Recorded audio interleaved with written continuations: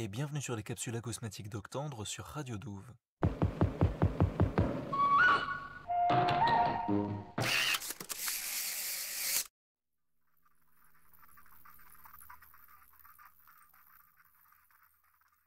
Aujourd'hui, je vais vous parler d'Elizabeth Hoffman, une artiste américaine new-yorkaise qui a créé et qui dirige encore le Washington Square Computer Music Studio, le studio de musique électronique du Washington Square, et qui a également écrit des articles sur des sujets variés liés aux musiques électroniques.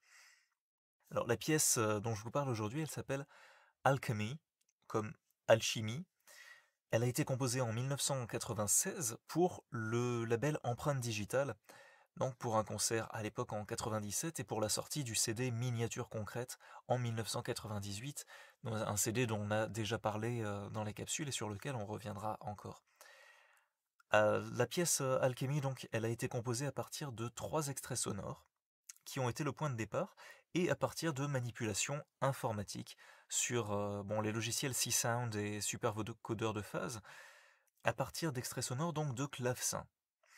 Alors pourquoi je vous dis ça, puisque probablement C-Sound et Super Vocodeur de phase, peu d'entre vous vont connaître si vous ne composez pas de la musique électroacoustique, c'est qu'en fait la note de programme, la notice qui va avec la pièce, est très elliptique et très technique en fait, et justement mentionne ces logiciels sans mentionner d'éléments poétiques, sans mentionner d'éléments de narrativité et de signification pour la pièce. Ce qui est en fait assez commun dans les pièces d'électroacoustique. On va avoir un titre très évocateur et une notice de programme qui nous dit des choses sur la manière dont la pièce a été composée. Bon, je vais donc vous donner juste quelques impressions avant d'écouter. Pourquoi un titre comme Alchimie ? À mon avis, ça a à voir avec l'ambiance un peu sombre qu'on a tout au long de la pièce, des sortes d'animaux bizarres que vous allez entendre, les pages d'un livre qu'on tourne, comme l'alchimiste qui travaille, et la matière qui s'agite. La matière sur laquelle travaille l'alchimie qui s'agite tout au long de la pièce avec un parcours un peu narratif ou plutôt descriptif en fait, vu que la fin fait penser qu'il y a autre chose, que c'était juste un aperçu de quelque chose.